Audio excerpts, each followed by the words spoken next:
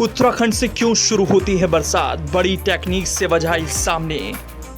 देवभूमि में बारिश से मचा हाहाकार, सारी की सारी सुविधाएं हो रही बेकार। उत्तराखंड में आसमानी सितम प्रचंड, दरक कर पहाड़ हो रहे खंड खंड। पहाड़ों पर इतनी बारिश क्यों होती है? मानसून की शुरुआत पहाड़ों से ही क्यों होती है? पहली बारिश पहाड़ों पर ही क्यों होती है? ये ऐसे सवाल हैं जिसके बारे में किसी ने सोचने की जहमत नहीं उठाई। किसी ने नहीं सोचा कि पहाड़ों से बारिश का क्या रिश्ता है। प्रलयंकारी पानी से हाहाकार मच जाता है। ऐसा एक बार नहीं, हर साल होता है। पहाड़ों से बोल्डर ऐसे गिरते हैं जैसे पत्थरों की बारिश हो रही हो। सैलाब का सितम लोग सहने तक को तैयार नहीं, लेकिन फिर भी हर साल पहाड़ की पगडंडी पर बादलों का सहरा बंध ही जाता है। हम कितनी भी कोशिश क्यों ना कर लें, लेकिन रास्ते आज भी नहीं निकल पाए। मॉनसून की दहशत ऐसी है, अब तो लोग घरों में कैद हैं, लेकिन अब हम एक ऐसी रिपोर्ट लाए हैं जो इस रात से पर्दा हटा देगी कि मॉनसून की शुरुआत पहाड़ से क्यों होती है। साल दर साल उत्तराखंड में मॉनसून रौद्र रूप ही क्यों ले रहा है। आने वाले वक्त में भी अगर ऐसा ही चलता रहा तो फिर धीरे धीरे पूरा का पूरा माजरा गहरा भी जाएगा। तो चलिए फिर बताते हैं कि पहाड़ों पर बारिश के रौद्र रूप के क्या मतलब हो सकते हैं और आने वाले दिनों में कितनी मुसीबत लेकर आएगा। आजकल देख ही रहे हैं मॉनसून के दौर में किस तरह से पहाड़ों पर बारिश से हाहाकार मचा है।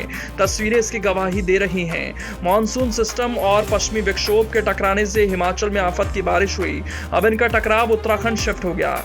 इससे यहां पिछले 24 घंटे में देहरादून और हरिद्वार में ज्यादा बारिश हुई। कई जगहों पर बाढ़ जैसे हालात हो गए।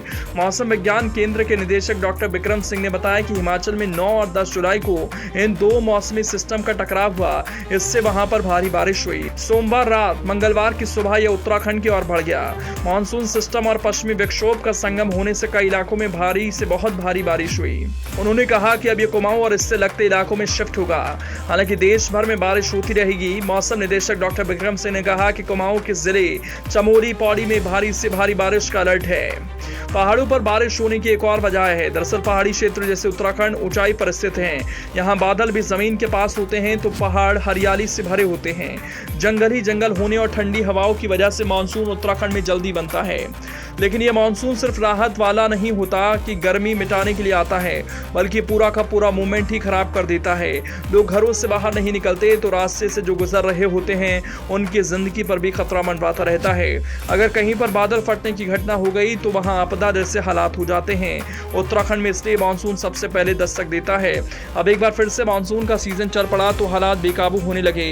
कई इलाकों में इस तरह से लैंडस्लाइड हो रही हैं कि लोग सहमे सहमे से हैं।